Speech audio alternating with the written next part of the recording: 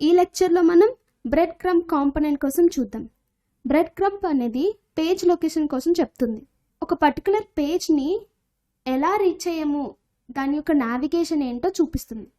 ఎగ్జాంపుల్కి ఇక చూడండి, లైబ్రరీ అనే పేజ్కి రావడానికి మనం హోమ్ అనే పేజ్ని నావిగేట్ చేస్తూ వచ్చాం. అలానే డేటా అనే పేజ్కి రావడానికి హోమ్ పేజ్ నుంచి, లైబ్రరీ పేజ్ నుంచి, తర్వాత డేటా పేజ్కి వచ్చాం. అలా మనకి ఒక నావిగేషన్ని చూపిస్తుంది.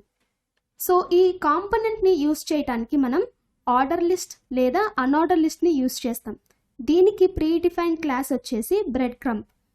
సో బ్రెడ్ క్రంబ్లో బ్రెడ్ క్రంబ్ ఐటమ్స్ అనేవి ఉంటాయి. ప్రీవియస్ పేజెస్కి యాంకర్ ట్యాగ్స్ని యూస్ చేస్తాం.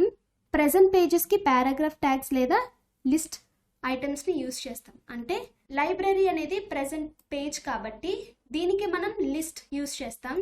హోమ్ అనేది ప్రీవియస్ పేజ్ కాబట్టి మనం దీనికి యాంకర్ ట్యాగ్ని యూస్ చేస్తాం. బ్రెడ్ క్రంబ్ని క్రియేట్ చేయడానికి ఫస్ట్ మనం నావిగేషన్ ట్యాగ్ని యూస్ చేస్తాం. ఫస్ట్ మనం మన HTML కోడ్లో చేద్దాం. సో నావిగేషన్ ట్యాగ్ యూస్ చేస్తాం. ఫస్ట్ ఆ ట్యాగ్కి మనం ఏరియా లేబుల్ అనే అట్రిబ్యూట్ని ప్లేస్ చేస్తాం. మనం ఇక్కడ యూస్ చేస్తున్న కాంపోనెంట్ బ్రెడ్ క్రంబ్ కాబట్టి ఏరియా లేబుల్ అనే అట్రిబ్యూట్కి బ్రెడ్ క్రంబ్ అనే వాల్యూని ఇస్తున్నాం. ఈ బ్రెడ్ క్రమ్స్ అనేవి నావిగేషన్ కాబట్టి మనం నావిగేషన్ ట్యాగ్ని యూస్ చేయాలి. అలానే నావిగేషన్ ట్యాగ్లో ఆర్డర్ లిస్ట్ని యూస్ చేయాలి. ఫస్ట్ నేను హోమ్ పేజ్ని క్రియేట్ చేస్తున్నాను.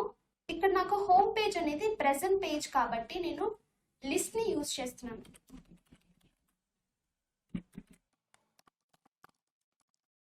అలానే ఆ పేజ్కి యాక్టివ్ అని ఇస్తున్నాను, ఎందుకంటే అది నాకు ప్రెజెంట్ పేజ్ కాబట్టి ప్రస్తుతం. ఇప్పుడు మనం అవుట్పుట్ని చెక్ చేద్దాం. చూసారు కదా, నాకు హోమ్ పేజ్ అనేది ఇలా వచ్చింది.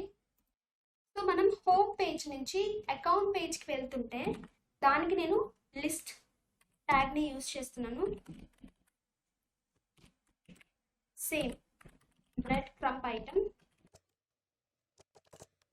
ఇప్పుడు నాకు ఈ అకౌంట్ పేజ్ అనేది యాక్టివ్ కాబట్టి, అంటే ప్రెజెంట్లో ఉంది కాబట్టి యాక్టివ్ని యూజ్ చేస్తున్నాను.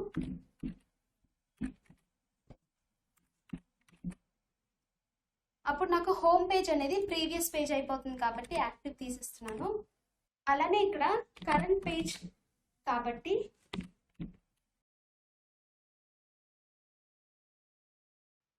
నా అకౌంట్ పేజ్ అనేది యాక్టివ్లో ఉంది, అలానే అది నాకు కరెంట్ పేజ్. అందుకనే నేను area-current అని ప్లగిన్ని యూజ్ చేసుకుంటున్నాను. ఇప్పుడు మనం అవుట్పుట్ని చెక్ చేద్దాం. చూసారు కదా, అకౌంట్ అనేది ఇప్పుడు నా ప్రెజెంట్ పేజ్, హోమ్ అనేది ప్రీవియస్ పేజ్. సో ఇప్పుడు నేను అకౌంట్ నుంచి హోమ్ పేజ్కి వెనక్కి వెళ్ళడానికి యాంకర్ ట్యాగ్స్ని యూజ్ చేసుకుంటాను. సో నా ప్రీవియస్ పేజ్కి యాంకర్ ట్యాగ్ని అప్లై చేస్తున్నాను. ఇప్పుడు మనం అవుట్పుట్ని చెక్ చేద్దాం. సో చూసారా, ఇప్పుడు హోమ్ అనేది నా ప్రీవియస్ పేజ్. ఇప్పుడు నేను దాని మీద క్లిక్ చేస్తే వర్క్ అవుతుంది. అకౌంట్ అనేది నా ప్రెజెంట్ పేజ్. ఫర్ సపోజ్ ఇప్పుడు మనం హోమ్ పేజ్ నుంచి అకౌంట్ పేజ్ నుంచి సెట్టింగ్ పేజ్కి వెళ్తున్నాము అంటే ఇప్పుడు మళ్ళీ నా అకౌంట్ పేజ్ అనేది ప్రీవియస్ పేజ్ అవుతుంది కదా. ఇక్కడ నేను యాంకర్ ట్యాగ్ని యూజ్ చేస్తున్నాను, ఎందుకంటే ప్రీవియస్ పేజెస్కి యాంకర్ ట్యాగ్ని యూజ్ చేయాలి కాబట్టి. ఇప్పుడు నేను థర్డ్ పేజ్ని క్రియేట్ చేస్తున్నాను. సెట్టింగ్ ఇది వచ్చేసి నా థర్డ్ పేజ్. ఈ పేజ్ నాకు యాక్టివ్లో ఉండాలి కాబట్టి నేను థర్డ్ పేజ్కి యాక్టివ్ అని పెట్టుకుంటున్నాను. అలానే నా థర్డ్ పేజే నా కరెంట్ పేజ్ కాబట్టి ఏరియా లేబుల్ అనే ప్లగిన్ని కూడా నా థర్డ్ పేజ్కి ప్లేస్ చేసుకుంటున్నాను. ఇప్పుడు మనం అవుట్పుట్ని చెక్ చేద్దాం. సో మనం ప్రెజెంట్ పేజ్కి కేవలం లిస్ట్ మాత్రమే యూజ్ చేయాలి. యాంకర్ ట్యాగ్ అనేది మనం ప్రీవియస్ పేజెస్కి యూజ్ చేస్తాం. ఇప్పుడు మనం అవుట్పుట్ని చెక్ చేద్దాం. చూసారా, నేను సెట్టింగ్ అనే పేజ్ రావడానికి హోమ్ పేజ్ని అకౌంట్ పేజ్ని నావిగేట్ చేసి నేను సెట్టింగ్ పేజ్ని రీచ్ అవుతున్నాను. సో ఇలా మనం బ్రెడ్ క్రమ్స్ని యూజ్ చేస్తాం. ఇప్పుడు మనం డివైడర్స్ని చేంజ్ చేయాలనుకుంటే ఇక్కడ చూడండి, డివైడర్స్ ఉన్నాయి కదా అవుట్పుట్లో. హోమ్కి అకౌంట్కి మధ్య ఒక డివైడర్ ఉంది, ఇక్కడ కూడా ఒక డివైడర్ ఉంది. ఈ డివైడర్ని మనం చేంజ్ చేసుకోవచ్చు, అది ఎలాగో చూపిస్తాను చూడండి. సో మనం బ్రెడ్ క్రమ్స్ తాలూకా డివైడర్స్ని మనం చేంజ్ చేసుకోవచ్చు. ఇక్కడ చూడండి,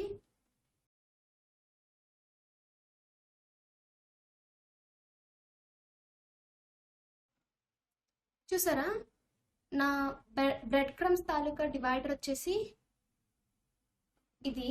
ఇప్పుడు నేను ఇంకేమైనా దీని ప్లేస్లో నేను ఇంకేమైనా సింబల్ని ప్లేస్ చేసుకోవచ్చు. అది ఎలాగో చూద్దాం. ఫస్ట్ నేను మీకు ఇన్లైన్ స్టైలింగ్తో చేసి చూపిస్తాను.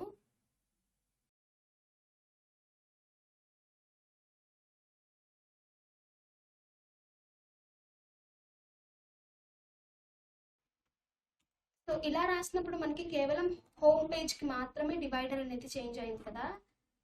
ఇప్పుడు మనం అన్నిటికీ చేంజ్ చేసుకోవాలి అనుకుంటే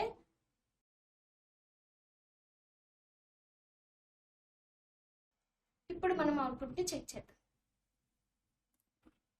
చూసారు కదా, నాకు అన్నిటికీ డివైడర్ అనేది చేంజ్ అయింది. ఇప్పుడు మనకి ఈ యొక్క డివైడర్స్ వద్దు అనుకున్నప్పుడు